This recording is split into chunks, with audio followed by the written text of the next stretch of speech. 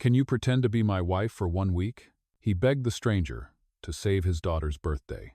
Hello, everyone. Before we begin today's story, I have a small favor to ask. Please hit subscribe and turn on the notification bell so you never miss our channel's new videos. It is quick, free, and the best way to support us in bringing you more dramatic stories.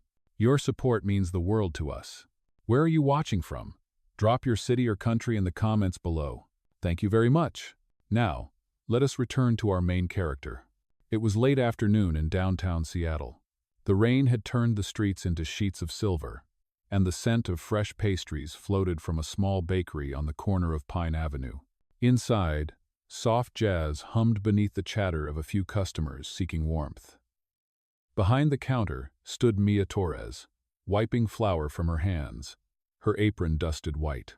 Her life had never been easy, working double shifts, paying overdue bills, and trying to save her younger brother's college tuition, but she still greeted every customer with a kind smile. The bell above the door chimed. A tall man entered, his suit damp from the rain, his expression strained. He carried a little girl wrapped in a pink coat, no older than 6. The child's cheeks were tear-streaked, her small fingers clutching a wilted balloon that read, "Happy birthday." The man's deep voice trembled as he whispered to her, "It is all right, sweetheart. Daddy is here." Mia's heart softened instantly. She crouched down beside the counter. "Hey there, birthday girl," she said gently. "Would you like a cupcake? It is on the house." The child blinked at her, uncertain at first, then nodded. Mia placed a small vanilla cupcake on a plate, adding a swirl of blue frosting and a candle. "Make a wish," she said. The little girl hesitated, then whispered, "I wish Mommy was here." The man froze. His eyes, a stormy gray, met Mia's. For a moment, time slowed. Then the candle flickered out, and the girl climbed into his arms, hiding her face.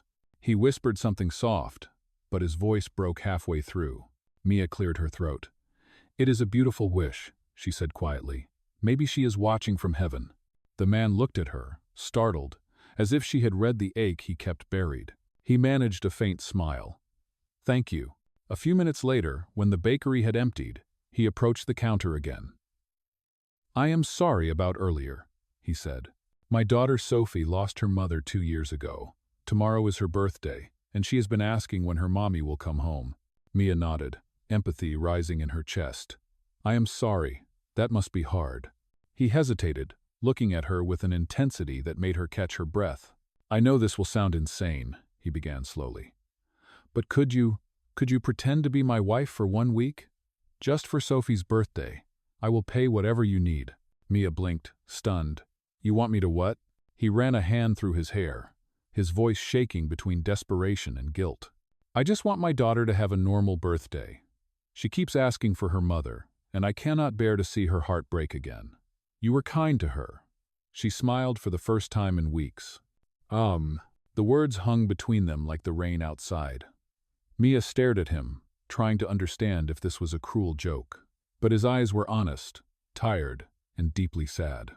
"I do not even know your name," she said softly. "Ethan," he replied. "Ethan Cole." Something about the name tugged at her memory, but she brushed it aside. "Mr. Cole, that is a lot to ask of a stranger." "I know," he said quickly. "It is only 1 week. No strings, no expectations. Just help me make her smile again." "Or?" Mia looked toward the little girl by the window, tracing hearts on the fogged glass. She reminded Mia of herself, at that age, lonely, hopeful, pretending everything was fine. Against every instinct, Mia felt her resolve breaking.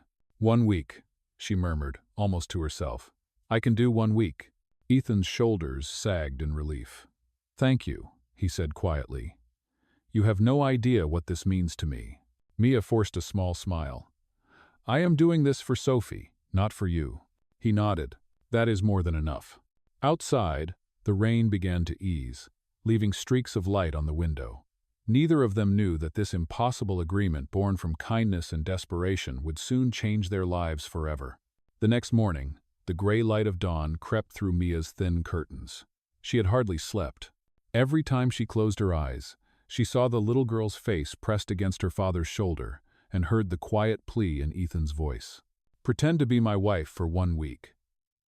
She shook her head, still half convinced she had dreamed it. But when she reached for her phone, a message blinked on the screen. "This is Ethan Cole. Thank you again for last night. If you have changed your mind, I understand.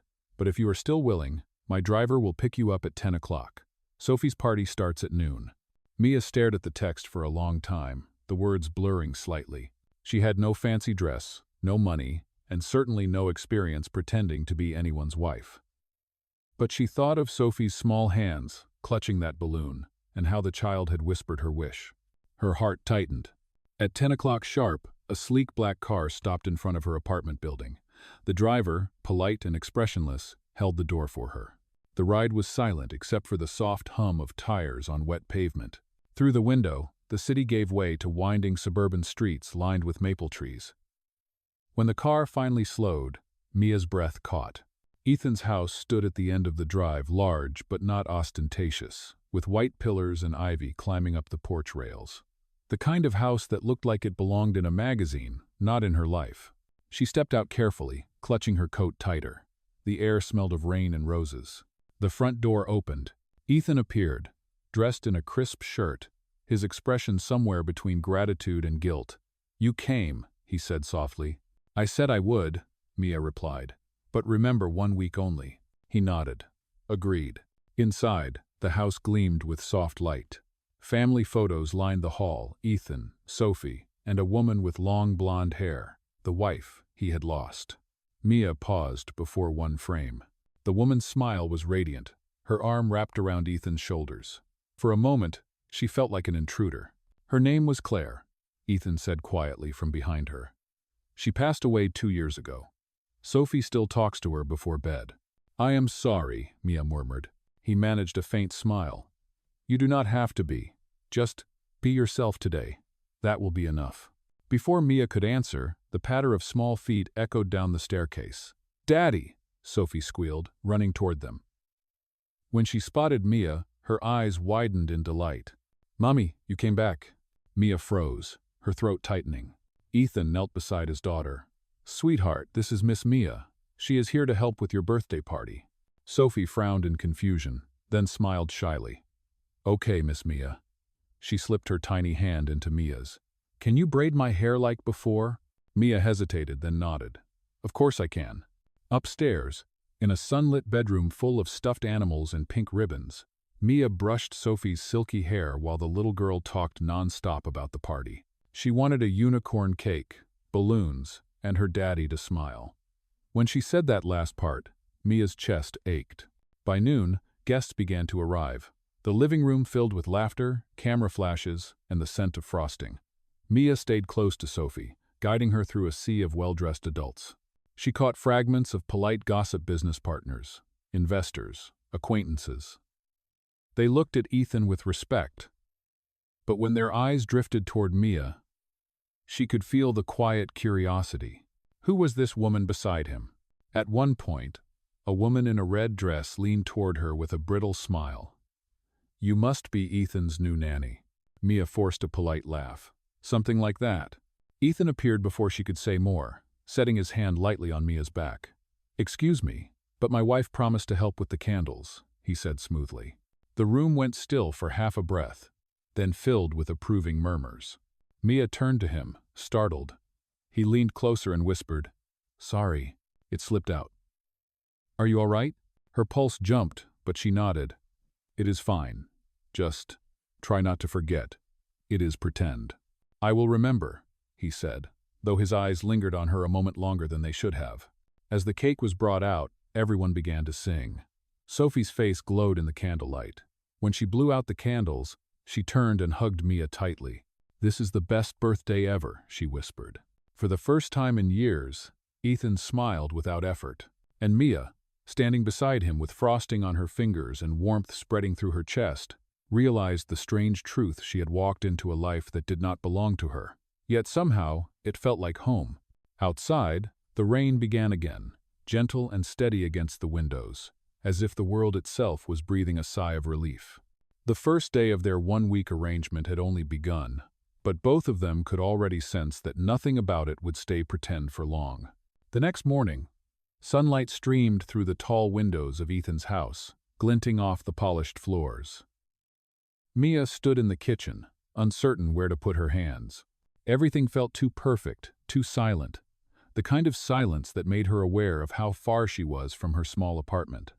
The smell of freshly brewed coffee drifted through the air. She glanced around granite counters, crystal jars, and a refrigerator that probably cost more than her annual rent. Ethan entered quietly, already dressed for work, his tie perfectly knotted. "Good morning," he said, his tone warm but careful. "Did you sleep all right?" "Yes," she replied softly. "Your guest room is bigger than my whole place." He smiled, a little self-conscious. "Then I'm glad you are comfortable." He set 2 mugs on the counter. "I was thinking we should set a few ground rules before the week really begins." Mia raised an eyebrow. "Ground rules?" "Yes. To make this believable, we need to agree on what to say in front of Sophie and the household staff. I have already told them that you and I have been married for 6 months, and that you prefer to keep a low profile. You do not need to pretend to be someone else. Just be kind. And keep it simple." She folded her arms. "You have this all planned out." He met her gaze. "I am a planner, Miss Torres, or should I say, Mrs. Cole?" Mia flushed, both annoyed and amused. "Let us not get carried away." Before they could continue, the sound of small footsteps approached. Sophie appeared in the doorway, clutching a stuffed rabbit. "Good morning, Mommy. Daddy, can we go to the park today?" Mia hesitated at the word mommy, but Ethan smiled and lifted his daughter into his arms. "Only if you finish your breakfast first." The morning passed quickly. Ethan left for the office, promising to be home by evening. Mia spent the day helping the housekeeper tidy up after the party, trying not to feel like she was trespassing. Sophie followed her everywhere, asking questions about baking, about rainbows, about whether angels could eat cupcakes. After lunch, they sat in the garden under a wide oak tree. Sophie was drawing with colored chalk on the stone patio. She drew 3 stick figures holding hands, Daddy, Mommy, and her. Mia's throat tightened. "Do you miss your mom?" Mia asked gently. Sophie nodded. "Sometimes I dream about her, but Daddy says she is happy in heaven. He does not talk about her much." Mia looked toward the empty swing on the porch, swaying slightly in the breeze. "Maybe it still hurts him to remember," she said. Sophie smiled up at her. "It hurts me too, but you make it better." When Ethan returned that evening, the house smelled of cookies. He stopped in the doorway, watching Mia and Sophie dancing clumsily to a children's song in the living room. For the first time in a long while, laughter echoed off the walls that had known only silence. After Sophie went to bed, Ethan lingered in the kitchen while Mia washed the dishes. "She likes you," he said quietly. "I like her too," Mia replied. "She is a wonderful kid." He leaned against the counter. "You have a way with her. It is strange, seeing her so happy. I had forgotten what that sounded like." Mia looked at him over her shoulder. Maybe she just needed someone to listen. "Oh." Ethan's expression softened. "Maybe I did too." For a moment, neither of them spoke. The clock ticked softly on the wall. Outside, crickets began their evening song. Then Ethan cleared his throat. "Tomorrow we have a family dinner with my business partners. It is important for appearances. I will brief you on the details in the morning." Mia frowned. "You mean more pretending?" "Yes," he admitted. "It will be public. People will be watching, but I will make sure you are comfortable." She nodded slowly. "All right. I said 1 week. I will see it through." As she turned off the faucet, Ethan caught her reflection in the window, the faint smile she did not realize she wore, the way her eyes softened when she spoke about his daughter. Something inside him shifted, a quiet realization that this arrangement was no longer just about keeping up appearances. Later that night, Mia stood by her bedroom window, looking out at the dark garden. The house lights glowed faintly, warm and steady. She had stepped into a role she never wanted, but somehow it was beginning to feel less like acting and more like belonging. In another room, Ethan sat at his desk, staring at a photograph of his late wife. "I am trying, Claire," he whispered. "I am really trying." The silence answered him gently. Somewhere down the hall, Mia's soft laughter drifted through the air, followed by the creak of the floorboards. For the first time since losing his wife, Ethan felt that maybe the world was giving him a second chance. The next morning, the house was alive with quiet movement. The sound of coffee dripping filled the kitchen, and sunlight filtered through the blinds, casting long stripes of gold across the marble counter. Mia was sitting at the table with Sophie, helping her cut out shapes from colored paper. Laughter came easily now, light and unforced. When Ethan walked in, tie loosened, jacket draped over one arm. He stopped for a moment just to watch them. It was the kind of sight that made something deep in his chest ache. He cleared his throat. "Good morning, ladies." Sophie turned and waved the scissors like a trophy. "Look, Daddy, Miss Mia and I are making decorations for dinner tonight." Ethan smiled. "That sounds perfect, sweetheart." He looked at Mia. "About that dinner. Are you sure you are ready?" Mia nodded, though her stomach fluttered. "You said it was just your business partners, right?" "Yes. It is an informal evening, but the people attending are very particular. They will expect us to look polished." She laughed nervously. "Then I am in trouble." "Not at all," Ethan said. "My sister Laura is sending over a stylist to help you this afternoon. Consider it part of the arrangement."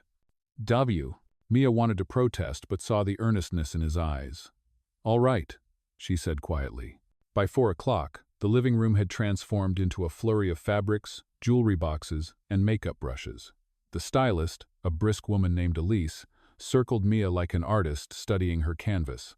"You have beautiful features," she said. "We will go for something elegant but simple." When she was done, Mia hardly recognized herself in the mirror. Her hair framed her face in soft waves, and the dark blue dress shimmered gently under the light. For the first time in years, she looked confident. Sophie gasped when she saw her. "You look like a princess." Ethan stood in the doorway, momentarily speechless. "You look wonderful," he said, his voice lower than usual. Mia felt her cheeks warm. "It is just the dress," she said quickly. He smiled. "Maybe, but it suits you." That evening, they arrived at a private restaurant downtown. A long table gleamed under crystal lights. The guests, mostly board members of Ethan's company, greeted him warmly but eyed Mia with polite curiosity. "This is my wife, Mia." Ethan introduced smoothly, his hand resting lightly on her back. Mia smiled, steadying her breath. "It is lovely to meet all of you." Dinner began, filled with conversations about business and market projections. Mia stayed quiet at first, but when one of the partners made a casual remark about corporate donations, she spoke up. Charity should not just be a headline. Real change happens when people are willing to show up, not just write checks. The table fell silent for a heartbeat. Then Ethan's closest associate nodded approvingly. "She is absolutely right." Ethan glanced at her, surprised and impressed. "That is exactly what I keep trying to tell them," he said with a hint of pride. As the evening went on, Mia found herself easing into the role without thinking. She laughed when Ethan teased her about her cupcake obsession, and he listened to her stories as if they were the most important words in the room. It felt less like pretending, and more like something real. When they finally returned home, the air outside was cool, carrying the faint scent of rain. Sophie was asleep in the back seat, her head resting on Mia's shoulder. Ethan drove in silence, the glow from the dashboard lighting his thoughtful face. At the driveway, he turned off the engine and looked at her. "You handled yourself perfectly tonight," he said quietly. "Thank you." Mia smiled, brushing a strand of hair behind her ear. "I just said what I believed. Besides, no one likes fake people." He chuckled softly. "That is true. You are refreshingly honest." Their eyes met for a moment too long before Mia looked away. "Good night, Mr. Cole." Good night, Mia." As she carried Sophie upstairs, Ethan lingered by the car, staring at the house that suddenly felt alive again. He realized that for the first time since Claire's passing, he did not feel like a man pretending to have a family. He felt like a man slowly remembering what it meant to love one. The next evening came quickly. The rain had stopped, leaving the air fresh and cool. The house buzzed with quiet excitement as Ethan prepared for a large charity gala hosted by his company. Mia helped Sophie into her pajamas before heading downstairs. She was supposed to attend the event with Ethan, as his wife, to keep up the story they had built together. Ethan appeared at the bottom of the stairs, adjusting his cufflinks. He looked striking in a dark gray suit. When he saw her coming down, his breath caught. Mia wore a soft ivory gown that brushed the floor, her hair pinned in loose curls. For a moment, neither of them spoke. "You look stunning," he said finally. Mia smiled, a little nervous. Let us just hope I do not trip in front of your friends. You will be fine, Ethan said. Just stay close to me. At the gala, chandeliers sparkled overhead, and the room buzzed with laughter and clinking glasses. Cameras flashed as reporters took photos of the guests. Ethan guided Mia through the crowd with a steady hand at her back. People turned to greet them, offering polite congratulations and curious glances. A tall man approached, extending his hand. Ethan, good to see you. And this must be your wife. Mia smiled, shaking his hand. Yes, it is wonderful to meet you. For most of the evening, she played her part perfectly. They smiled for photos, shared quiet jokes, and mingled among investors. But as the speeches began, Mia noticed a woman across the room watching her closely. She was elegant, wearing a red silk dress, and her gaze held something sharp. Ethan followed Mia's line of sight and stiffened slightly. That is Natalie, he whispered, my former public relations manager. Mia's instinct warned her that this woman was not just an ex-employee. Natalie walked over, her smile poised. Ethan, it has been a while. And this is the new Mrs. Cole? Mia extended her hand politely, but Natalie's grip was cold. I must admit, Ethan, she said sweetly, you have quite a talent for surprises. I thought you would never remarry. Ethan's jaw tightened. Life has its turns, Natalie. Natalie's smile did not reach her eyes. Indeed it does. She looked at Mia, her tone dripping with curiosity. So, how long have you two been married? Mia's heart skipped. Ethan answered smoothly. 6 months.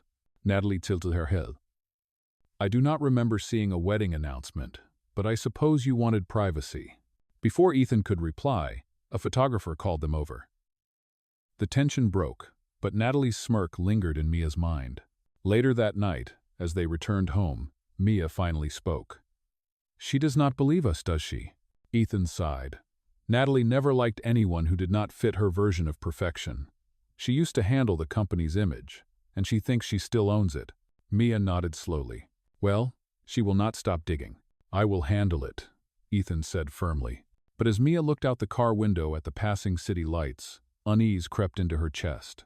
For the first time, she realized that their small lie was now sitting in the middle of a much bigger world, one filled with people who could destroy everything with a whisper.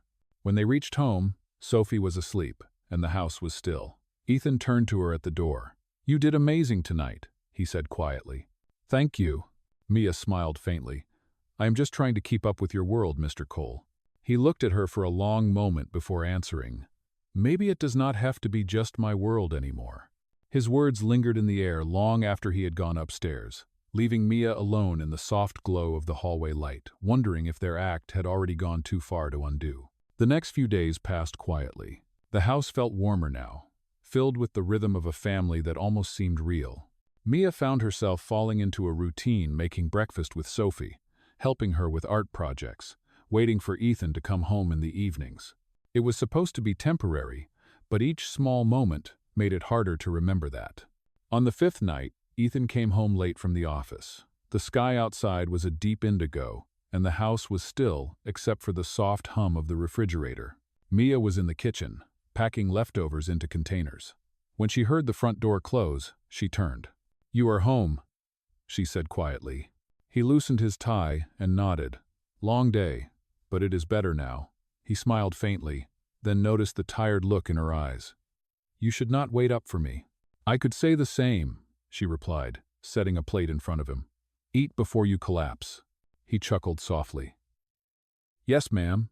For a few minutes, the only sound was the clink of silverware. Then Ethan looked up, his expression thoughtful. You know, when this week began, I thought it would be easy to keep things professional. But somehow, it feels different now. Mia hesitated. Different how? He leaned back, studying her. I cannot explain it. I just feel peaceful. I have not felt that in a long time. She looked down at her hands. Maybe because you finally let yourself breathe. Ethan smiled gently. Maybe because you reminded me how. The air between them shifted, soft and quiet. For a moment, the world outside seemed to fade. Then Sophie's laughter echoed faintly from upstairs, pulling them back. Later that night, after putting Sophie to bed, Mia stepped out onto the balcony. The city lights shimmered below, 1,000 small stars scattered across the streets. She wrapped her arms around herself, thinking of how far her life had drifted from the bakery and her tiny apartment. Ethan joined her, holding 2 mugs of tea. "Could not sleep either?" he asked. "Too many thoughts," she said. He handed her a mug. "Maybe tea helps." They stood side by side, watching the rain begin again in soft silver lines. For a while, neither spoke. Then Ethan said quietly, "Claire used to love the rain. She said it made the world feel clean again." Mia turned to him. "You still love her?" He nodded slowly. "Yes, I always will. But lately, I have realized that holding on to her memory does not mean I cannot move forward." What?" Mia's throat tightened. "You are allowed to live again, Ethan." Their eyes met, and something unspoken passed between them. Not love, not yet, but the fragile beginning of it. Ethan looked down, almost shy. "Do you ever think about what will happen after this week ends?" She hesitated. "I try not to." "Maybe we should," he said softly. "Because I do not think I can go back to pretending none of this mattered." The sound of rain filled the silence between them. Mia did not answer right away. She looked out into the night, her heart caught between reason and hope. When she finally spoke, her voice was quiet but steady. "Let us just get through the week first." Ethan nodded, but the small smile on his face said everything he already knew, that 1 week would never be enough. Inside, the clock struck midnight. Somewhere upstairs, Sophie stirred in her sleep, whispering her parents' names. And in that gentle rain-soaked moment, the boundary between what was real and what was pretend began to blur completely. The next morning began with a knock on the door. Mia was helping Sophie pack her school bag when the sound echoed through the hall. Ethan went to answer it, expecting a delivery. Instead, he froze. Standing on the porch was Natalie, the same woman from the gala, holding a folded newspaper and wearing that sharp, knowing smile. "Good morning, Ethan," she said sweetly. "I thought you might want to see today's headline." She handed him the paper. On the front page was a photo from the charity gala, Ethan, Mia, and Sophie smiling together under the lights. The caption read, "The mysterious new Mrs. Cole, who is she really?" Mia appeared behind him, her face draining of color. Natalie tilted her head. "You see, I have friends in the media. They love a good story. But it would be such a shame if they learned that this marriage is nothing more than an act." "Over." Ethan's jaw clenched. "Natalie, leave before I call security." She smirked. "Relax, Ethan. I am only warning you. Lies have a way of unraveling themselves." Then she turned and walked away, her heels clicking against the stone path. After she left, Mia's voice trembled. "She knows, Ethan. She will not stop until she ruins you." He folded the paper with a deep breath. "I will handle it. You and Sophie stay out of it." But by afternoon, the damage had already begun. Reporters waited outside the gates. Paparazzi followed them when Mia tried to pick up groceries. By evening, one tabloid headline screamed, "Ethan Cole's secret marriage contract bride exposed?" Mia stood in the kitchen, gripping the counter. "This was supposed to help Sophie, not destroy your life." Ethan looked exhausted. "You did nothing wrong. I should have seen this coming." Sophie peeked from the staircase, sensing the tension. "Mommy? Daddy? Why are you fighting?" Mia turned quickly, her heart breaking. "We are not fighting, sweetheart. Everything is fine." But it was not fine. Hours later, a call came from Ethan's legal team. Investors were panicking. The company's board demanded answers. His public image was collapsing. When the call ended, Ethan rubbed his temples. "They want me to make a statement," he said quietly. "To say that you are no one important. That this was all a misunderstanding." "Oh." Mia stared at him, her eyes filling with tears. "Is that what you are going to do?" He met her gaze, torn. "If it protects Sophie's future, maybe I have to." Her chest tightened. "Then I guess that is my cue to leave." "Mia, wait." She shook her head, fighting back tears. "This was never real, remember? 1 week. That is what we agreed." Before he could speak again, she turned and walked upstairs. Later that night, Ethan stood alone in the darkened living room, the sound of rain returning outside. He looked at the newspaper on the table, the smiling faces that now felt like ghosts. Upstairs, Mia packed her bag in silence. For the first time since she arrived, the house felt cold again. The week that began with hope was ending in heartbreak. That night, the storm outside grew stronger, wind rattling the windows of the quiet house. Ethan sat alone in his study, staring at the framed photograph of Sophie, Mia, and himself taken at the birthday party. The smile on Mia's face seemed to accuse him. He knew she was upstairs packing, and he could not blame her. Everything had spiraled out of control. A soft knock came at the door. Sophie stood there in her pajamas, clutching her stuffed rabbit. "Daddy? Is Mommy leaving again?" Ethan's chest tightened. He crouched to meet her eyes. "Sweetheart, sometimes grown-ups make mistakes. But I promise, I am trying to fix everything," she whispered. "I want her to stay." He hugged her close. "So do I." When Sophie fell asleep again, Ethan made his decision.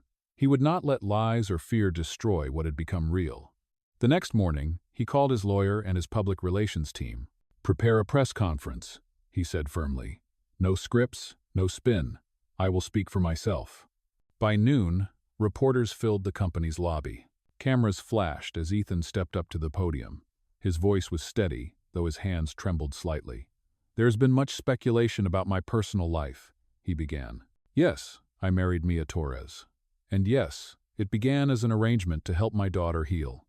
But what started as a promise became something far more meaningful." The room erupted with questions, but Ethan raised a hand. "Mia is the kindest, most selfless person I have ever known. She reminded me what love and family truly mean. If protecting my company requires losing her, then I do not want that kind of company." The crowd fell silent.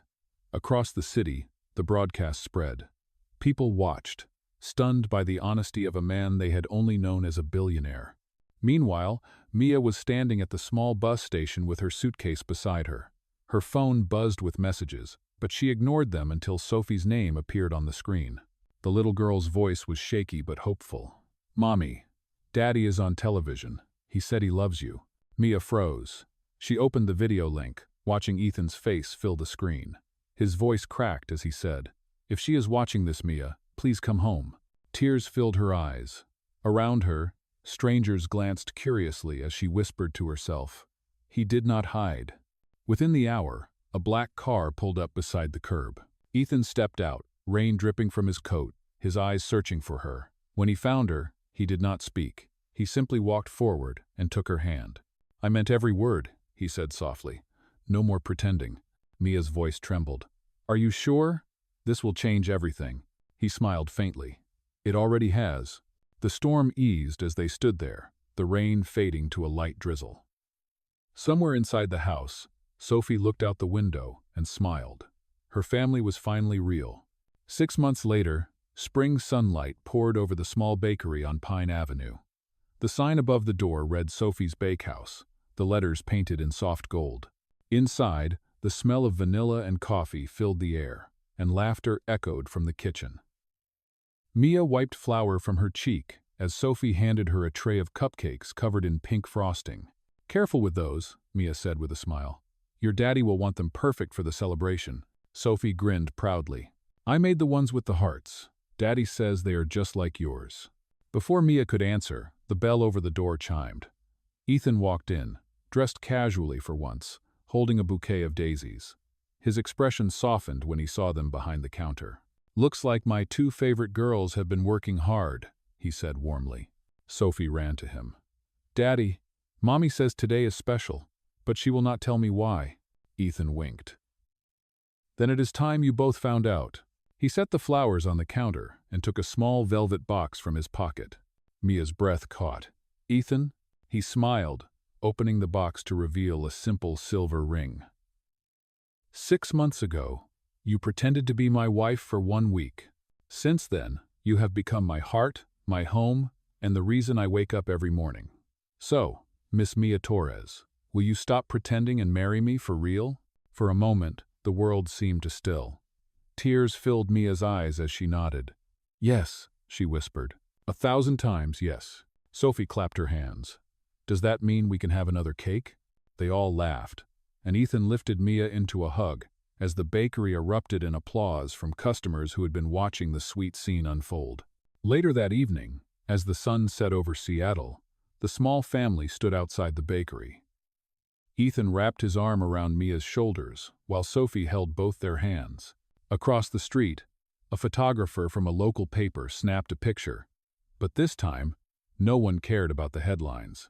Inside the bakery window sat a framed photo from Sophie's birthday, the same one that had once caused so much trouble. Now it bore a new inscription, "The best week of our lives." Mia looked up at Ethan, her voice soft. "Do you ever think about how all this started?" He nodded. Every day, a stranger's kindness, a little girl's wish, and one impossible request. Somehow, it gave us everything. The evening breeze carried the scent of sugar and rain as Sophie tugged their hands. "Come on, Mommy, Daddy, let us go home." They turned together toward the street, their laughter fading into the golden light. What had begun as a lie had become a promise of love, of family, and of forever.